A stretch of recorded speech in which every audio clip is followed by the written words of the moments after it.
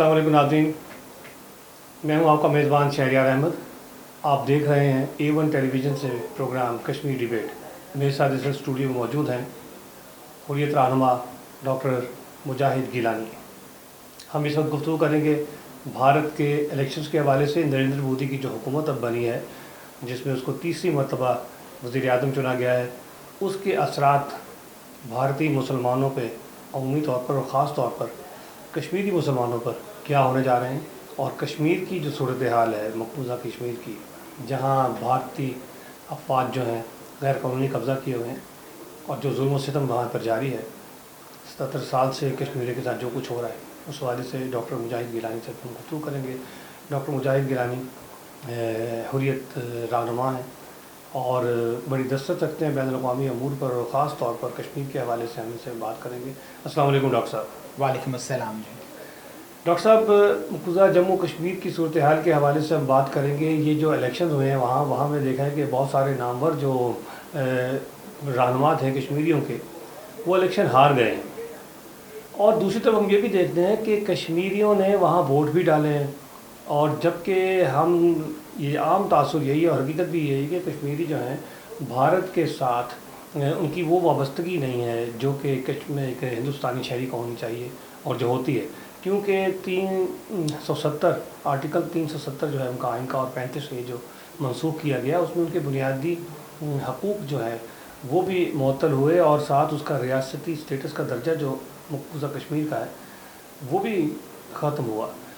तो ये इस इलेक्शन के हवाले से जो मुसलमान रहनुमाओं की हार है वहाँ पे और जो पार्टिसिपेशन है कश्मीरी के इलेक्शन में, इसकी वजूहत आप क्या देखते हैं? बिस्मिल्लाहिर्रहमानिर्रहीम। बहुत शुक्रिया। देखिए, सबसे पहला और अहम तरीन जो इस हवाले से नुक्ता है वो ये है कि मकबूजा जम्मू और कश्मीर में इलेक्शंस क्या वाक़ईतन इस्तिस्वाब राय का मुतबादिल हैं? ये बहुत अहम सवाल है। इसकी वजह यह है कि जब भी वहाँ इलेक्शंस होते हैं, और ये नहीं कि इलेक्शंस वहाँ अब की दफ़ा पहली बार हुए हैं, बल्कि 1951 से वहाँ मकबूजा जम्मू और कश्मीर में इलेक्शंस होते चले जा रहे हैं। इलेक्शंस होते चले जाने का मतलब ये हरगिज़ भी नहीं है कि वहाँ पे जो कश्मीरी बस्ते हैं, जो ऑन ग्राउंड लोग हैं, उन्होंने अपना हक़ का इस्तिस्वाब राय जो है उसको एक्सरसाइज कर लिया हो। हक़ का इस्तिस्वाब राय यानी कि प्लेबिसिट, फ्री, इम्पार्शल और फेयर प्लेबिसिट होगा, पूरी रियासत जम्मू कश्मीर में होगा, अक़वाम मुत्तहिदा के ज़ेर साया होगा, तभी हम उसको किसी हद तक फेयर और फ्री मान सकते हैं। दूसरी बात यह है कि मकबूजा जम्मू और कश्मीर में रहने वाला एक कश्मीरी इस वक्त शदीद ऑपरेशन में है, एक शदीद जबर, एक ऐसी क़ैद में है जिसको अगर हम एक लार्जेस्ट ओपन एयर प्रिजन कहें तो वो बेजाना होगा।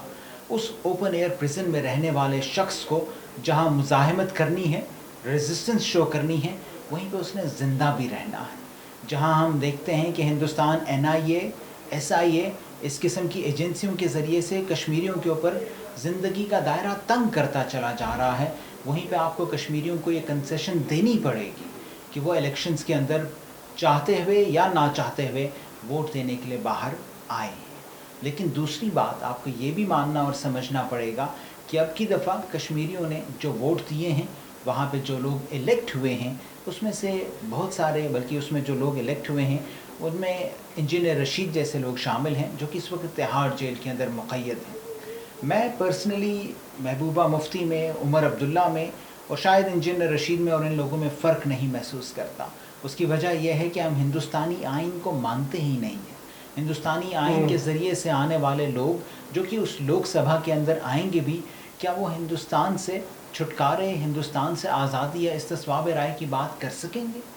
ग्राउंड पे रहने वाले कश्मीरी, जिस तरह एक आरती टिकू कश्मीरी पंडित है, उसने जो इंटरव्यू लिया था ग्राउंड पे रहने वाले कश्मीरी नौजवानों से, उनका नौजवानों ने जो जवाब दिया है वो बड़ा क्लियर था कि हम इलेक्शंस में वोट डाल रहे हैं, कहीं एक तरफ चलें गवर्नर राज से जान छुट जाएगी, शायद कुछ नौकरियों की बात होगी, शायद कुछ ना कुछ और अपॉर्चुनिटीज़ डेवलप होंगी, लेकिन हमारे दिलों के अंदर बुरहान बानी और आज़ादी की राह अभी भी ज़िंदा है।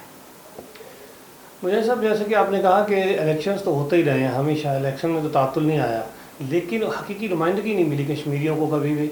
इससे पहले भी कुछ हुकूमतें ऐसी थी जिन्हें कठपुतली हुकूमत कहा जाता था, दिल्ली की है, फ़ारूक अब्दुल्ला की फैमिली की हुकूमतें रही हैं, वहाँ पर महबूबा मुफ्ती की रही हैं, वो जो कि प्रो इंडिया लोग थे। اور کشمیریوں کی بات بہت ان کے سننے میں نہیں آتی تھی کہ وہ فیور کر رہے ہیں ان کی. وہ جو پالیسیاں تھیں دہلی کی وہی لاگو کی جاتی تھیں. تو الیکشنز تو ہوتے رہے ہیں. اس الیکشن میں آپ کیا سمجھتے ہیں کہ کس حد تک جو ہے ان کی نمائندگی ہوئی ہے کشمیریوں کی, اور ان کو کیا امیدیں ہیں کہ یہ جو سپریم کورٹ نے بھی جو ہے اس کو انڈوز کر دیا تھا آئین کی منسوخی جو آرٹیکل 370 اور 35A کی تھی, تو اس کے بعد آپ یہ جو لیڈر راجیہ سبھا میں پہنچیں گے, آپ کیا سمجھتے ہیں وہ اپنا مقدمہ اچھے طریقے سے پیش کرنے کے قابل ہوں گے؟ دیکھیے اس حوالے سے ہمیں دو چیزیں انڈرسٹینڈ کرنی چاہیے, سمجھنی چاہیے, اور اس میں پہلی بات تو ہمیں یہ سمجھنے کی ضرورت ہے کہ اب کی دفعہ جو لوگ الیکٹ ہو کر آئے ہیں وہ دراصل کنسیشنل بیسس پہ آئے ہیں. اس سے مراد یہ ہے کہ اب کی دفعہ ہم جانتے ہیں 2019 کے بعد سے بہت سارے کشمیریوں کو ہندوستان نے مقید کر لیا تھا, قید کر لیا تھا. ان میں بہت سارے ایسے ہیں جو کہ مین لینڈ انڈیا یعنی ہندوستان کی دیگر ریاستوں کے اندر قید ہیں اور ان کی فیملیز ان سے مل نہیں پاتی. سب سے پہلی اور بنیادی وجہ تو یہ ہے کہ یہ جو لوگ کینڈیڈیٹس سامنے ابھر کر آئے ہیں ان کے مینیفیسٹو یا ان کا جو منشور ہے اس میں ان قیدیوں کو چھڑانے کی باتیں بھی ہیں. پولیٹیکل پرزنرز کہہ لیں یا پھر کشمیری پرزنرز کہہ لیں, ان کو چھڑانے یا واپس لانے کی باتیں بھی کی گئی ہیں, جو ایک بہت اٹریکٹیو پوائنٹ ہے کسی بھی فیملی کے لیے, وہ چاہے ایسی فیملی ہو جو ریزسٹنس میں شامل ہو یا ریزسٹنس میں شامل نہ بھی ہو, تب بھی اپنے پیاروں کو واپس کم از کم ریاست جموں کشمیر کے اندر لانا ان فیملیز کا نمبر 1 ایجنڈا رہا ہے. دوسری بات یہ ہے کہ کیا ہم یہ سمجھتے ہیں کہ آرٹیکل 35A 370 کشمیریوں کی منزل مقصود ہے؟ اگر تو وہ منزل مقصود ہے تو پھر تو انڈین سپریم کورٹ نے پہلے ہی اعلان کر دیا ہے, یہ حکم دے دیا ہے کہ ریاست کا درجہ واپس دے دیا جائے. لیکن اگر کشمیریوں کی منزل مقصود ایک استصواب رائے ہے, وہ حق ہے کہ وہ چاہے پاکستان کے ساتھ رہنا چاہیں یا ہندوستان کے ساتھ یا کوئی اور ان کی مرضی ہو, اس صورتحال میں ہمیں یہ ماننا اور سمجھنا پڑے گا کہ چاہے لوک سبھا میں یا راجیہ سبھا میں کوئی بھی آ جاتا ہے ان الیکشنز کے ذریعے سے, وہ ہندوستان کا ہی اعلی کار ہوگا, کشمیریوں کی ترجمانی کرنے کا حقدار نہیں ہو سکتا. اچھا ڈاکٹر صاحب یہ بتائیے کہ ابھی جو نریندر مودی کو پھر حکومت بنانے کا موقع ملا ہے, تو مقبوضہ کشمیر میں تو ہم دیکھتے رہے ہیں اس کے ظلم و ستم ہوتے رہے ہیں. مسلمانوں پہ پہلے بھی گجرات کا قاتل کے طور پر اس کو یاد کیا جاتا ہے, اور مقبوضہ جموں کشمیر میں انہوں نے مسلمانوں کی جو ہے وہ اکثریت کو اقلیت میں بدلنے کی کوشش کی, اس کی ڈیموگرافی چینج کرنے کی کوشش کی, وہاں کے ڈومیسائل دیے گئے, غیر کشمیریوں کو ہندوؤں کو لا کے وہاں بسایا گیا. اس کے باوجود ہم نے یہ بھی دیکھا کہ پاکستان کو بھی دھمکیاں دی جاتی رہیں کہ یہ آزاد کشمیر بھی جو ہے وہ اس نے کہا کہ بھارت کا حصہ ہے نریندر مودی نے. اب جب تیسری دفعہ قوم نے نریندر مودی کو چانس دیا, تو آپ کیا سمجھتے ہیں کہ وہ جو آزاد کشمیر کی جو اس نے رٹ لگا رکھی ہے کہ یہ بھی بھارت کا حصہ ہے, اس والے سے آپ کیا سمجھتے ہیں کہ کیا وہ کوئی ایسی اٹیمپٹ کر سکتا ہے کہ جس سے آزاد کشمیر کی آزادی کو کوئی نظر پہنچے؟ جہاں تک آزاد کشمیر کی بات ہے تو یہ بات انتہائی اہم ہے کہ آزاد کشمیر نہ صرف خود آزاد کشمیر کے باسیوں کے لیے بہت پیارا ہے, بہت دل کے قریب ایک آزاد خطہ ہے, دوسری طرف پاکستان کے لیے بھی آزاد کشمیر کی موجودگی اور سوورینٹی بہت ضروری ہے. اگر بالفرض خدا نخواستہ بھارت کبھی آزاد کشمیر پہ قبضہ کر لیتا ہے تو وہ گولیاں, وہ بارود جو کہ آزاد کشمیر میں رہنے والے باسی اپنے سینوں پہ کھاتے ہیں لائن آف کنٹرول پر, وہ گولہ بارود, وہ گولیاں خدا نخواستہ جی ٹی روڈ کے اوپر چلنا شروع ہو جائیں گی. تو یہ سمجھنا ضروری ہے کہ آزاد کشمیر کے رہنے والے پاکستان کا فرنٹ لائن ہے, اور وہ بہت باخوشی پاکستان کا فرنٹ لائن ہے.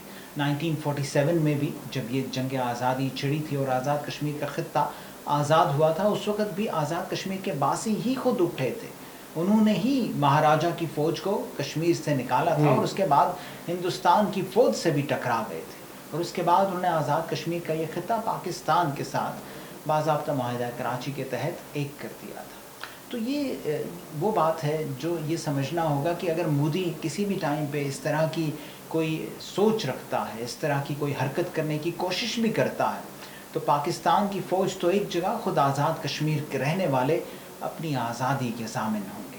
وہ جانتے ہیں کہ غلامی کی زندگی کیسی ہوتی ہے, آزادی بہت قیمتی ہے. ویسے بھی اس وقت ڈاکٹر صاحب کسی بھی ملک پر حملہ کرنا, جارحیت کرنا, میں سمجھتا ہوں नहायत ही बेवकूफ़ी की बात होगी, क्योंकि हर मुल्क को अपने तहफ़्फ़ुज़ का हक़ हासिल है, और अगर किसी भी मुल्क में जागिर की जाती है तो दूसरा मुल्क जो है वो जारे को खातिर ख़्वाह जवाब देने का हक़ रखता है। और इससे देखा है हमने कि इन्होंने बहुत नुकसान भी उठाए हैं। भारत ने जब भी कहीं सीज़ फायर लाइन पर या लाइन ऑफ कंट्रोल पर कोई दरअंदाज़ी की है, तो हमारी मुसल्ह अफ़वाज ने उसका मुंह तोड़ जवाब दिया है। तो ऐसा वादी नज़र में ऐसा लगता नहीं है। आपकी बात बिल्कुल दुरुस्त है कि कश्मीर के हवाले से वो किसी भी कोई मुहिम जोई का फ़ैसला कर सकेगा। सामाईन, वक्त नाज़रीन, वक्त हुआ चाहता है एक वक्फ़े के बाद दोबारा हाज़िर होंगे।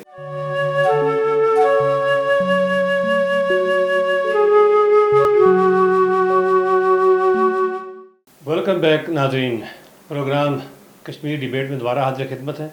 प्रोग्राम के इस हिस्से में मेरे साथ होंगे मारूफ तज्ज़िया कार और बैनुल-अक़वामी अमूर के माहिर एडवोकेट आगा साजिद शाह, जो गुफ्तगू करेंगे कश्मीर की मौजूदा सूरत हाल पर भारतीय इलेक्शन के हवाले से। साजिद शाह साहब, अस्सलाम वालेकुम। वालेकुम अस्सलाम जनाब। सर, जो अभी इलेक्शन हुए भारत के, और हमने ये देखा कि कितना स्मूथली इलेक्शन हो गए, और 4 तारीख को इलेक्शनों का आखिरी मरहला मुकम्मल हुआ, और 5 तारीख तक सब पता चल गया कि किसको कितने सीटें मिली हैं, और स्मूथली जो है एक ट्रांजेक्शन हुई है, जहाँ से फिर वज़ीर आज़म दोबारा बन गए नरेंद्र मोदी।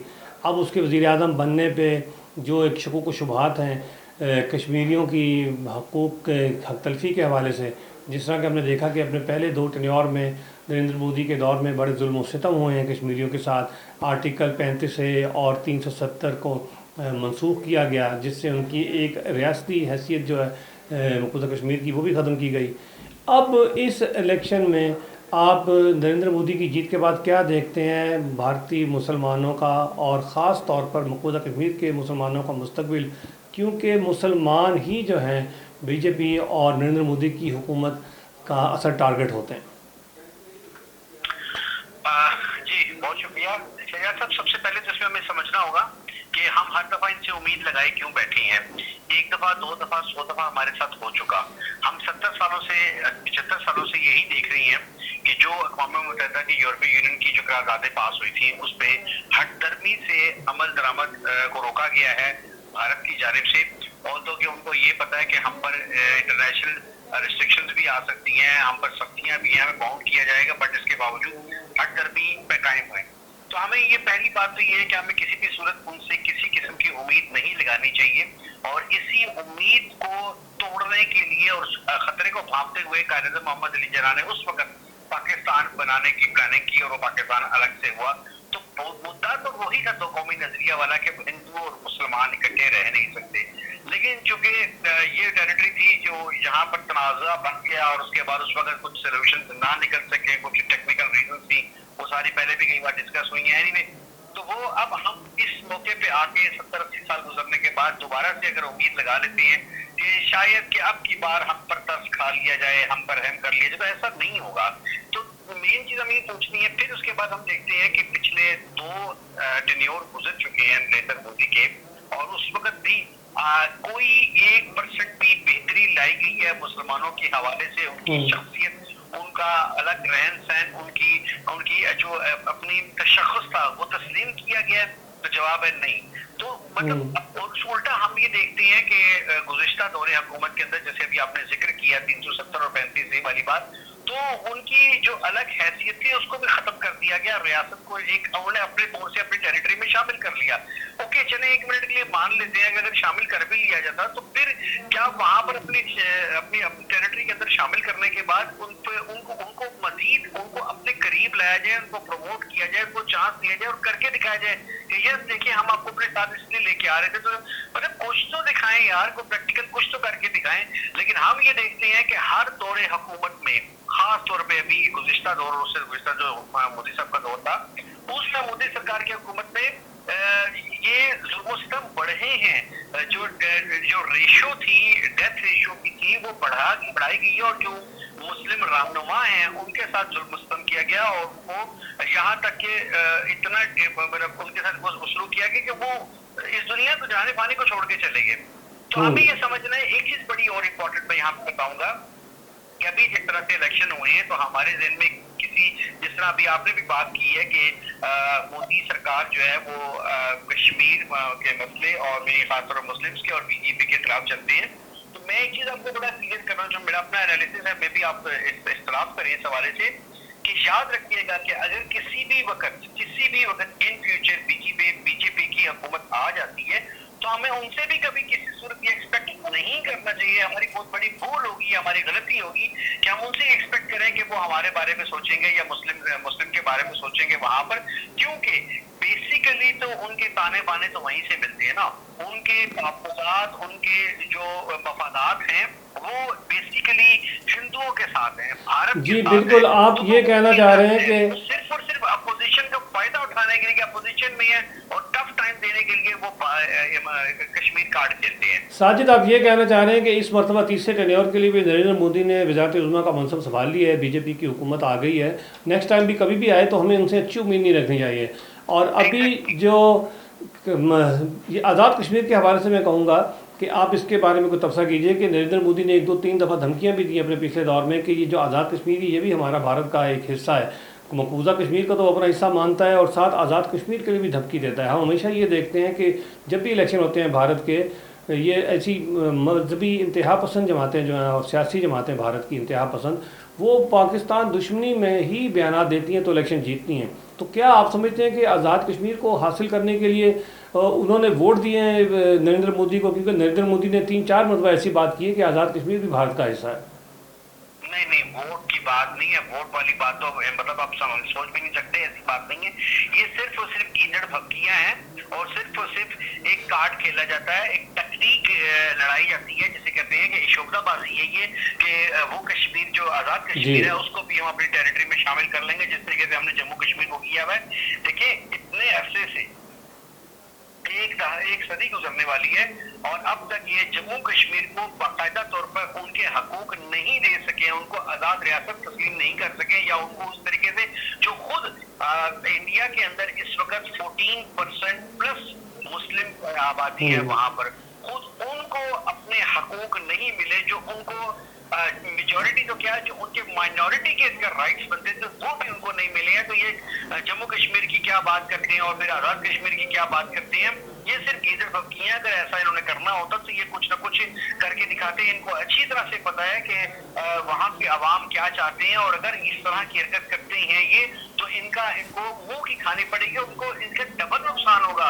यानी सूद समेत कैसे नुकसान होगा कि अगर ये आज़ाद कश्मीर की तरफ मुंह करते हैं, एक तो डेफिनेटली वहाँ जो मुस्लिम कम्युनिटी है आज़ाद कश्मीर की वो पाकिस्तान, जो सारी कम्युनिटी वो पाकिस्तान को सपोर्ट करती है या पाकिस्तान को ज्वाइन करना चाहते हैं, पाकिस्तान के साथ इलाज करना चाहते हैं, तो डेफिनेटली पाकिस्तान भी उनको बैक करेगा। और दूसरा नुकसान तो ये होगा कि जम्मू कश्मीर भी इनके हाथ से जो इस वक्त मकबूजा बना हुआ है, जिसको इन्होंने इलीगली पोजेस किया हुआ है, वो भी इनके हाथ से चला जाएगा। तो ये कभी भी ऐसी गलती, ऐसी हरकत नहीं करेंगे। और जहां तक बात रह गई बीजेपी की, तो बीजेपी की मैं जिस तरह पहले भी आपको कहा है कि बीजेपी की हुकूमत इस वक्त चूंकि बीजेपी अपोजिशन में बैठी है तो इस वक्त तो उनका कार्ड खेलना बनता है टॉप टाइम देने के लिए, लेकिन कभी अगर ऐसी हुकूमत आती है तो हमें कभी भी एक्सपेक्टेशन इनसे नहीं करनी चाहिए। तो हम ये देखते हैं कि इस वक्त हम ये देखते हैं कि जो मुस्लिम रहनुमाओं को जब मुस्लिम कम्युनिटी की जानिब से इलेक्शंस में वोट दिया गया, जाहिर है हम भरपूर तरीके से मुस्लिम जो है वो कम्युनिटी मुस्लिम रहनुमाओं को सपोर्ट करती है ताकि वो लीडरशिप किसी स्टेज पे आए तो इस मसले का कोई बेहतरीन हल निकाला जा सके।